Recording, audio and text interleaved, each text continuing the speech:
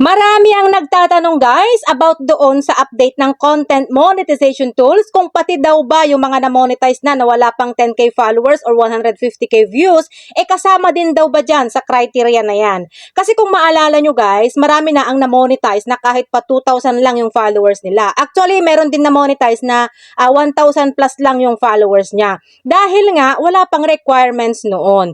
Kaya ngayon guys, meron na siyang 6 na criteria kapag natapos mo na yung criteria na yan, kailangan mo ulit maghintay for invitation. So doon naman guys sa mga na-monetize na wala pang 10k followers or 150k views, hindi na po kayo kasama dyan guys. Kasi nga monetize na kayo. Dahil yung bagong update ni Meta na yan is para lamang doon sa mga hindi pa na-monetize. Kaya kung na-monetize ka na wala ka pang 10k ang followers mo, congratulations. At ang gawin mo na lang guys, kung monetize ka na, is mag-focus ka na lang sa paggawa ng content para magkaroon ng earnings. At para naman doon guys, sa mga hindi pa na-monetize, tuloy lang guys, malay natin, mag-update ulit yan si Meta at gawin niyang 1,000 followers na lang yung criteria niya. Who knows, di ba?